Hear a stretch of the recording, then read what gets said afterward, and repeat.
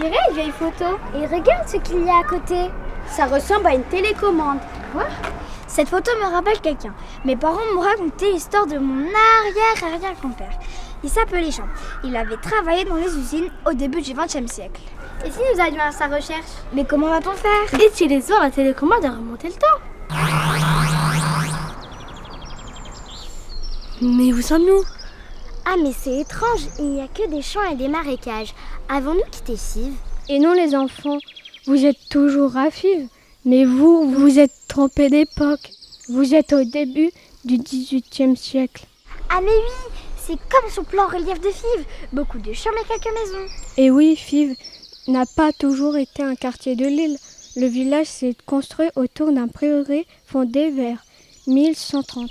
Un quoi? Un prieuré est une abbaye qui dépend d'un monastère où vivaient les moines. Ah d'accord, mais ce ne serait pas une ferme que j'aperçois là-bas? Ah mais si, tu as raison. Il s'agit de la ferme de Louis XIV.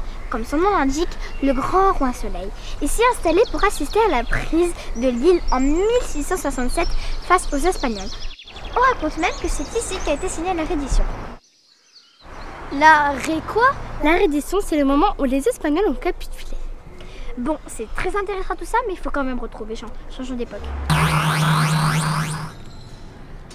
Regardez, il y a des usines, je pense qu'on est arrivé. Plusieurs industries se sont succédées à Fives. Il y a d'abord eu les filatures de coton au début du 19e siècle. En 1861, la compagnie Fives-Caille s'installe à Fives. Son activité principale est la métallurgie, c'est-à-dire le travail du métal.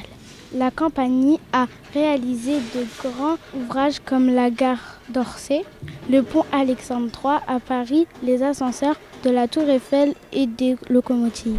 Vous pensez que Jean travaille ici? Je vais voir si je le trouve. Nous faisons fausse route, il n'était pas là. Allons le chercher chez lui.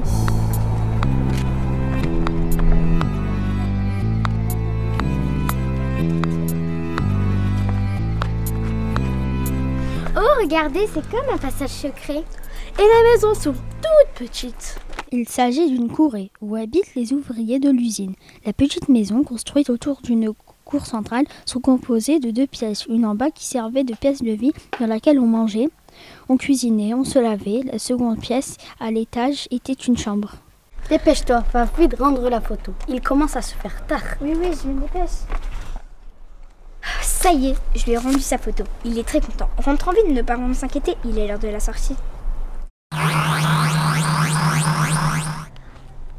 Oula, le quartier ne ressemble plus du tout à celui du début du XXe siècle.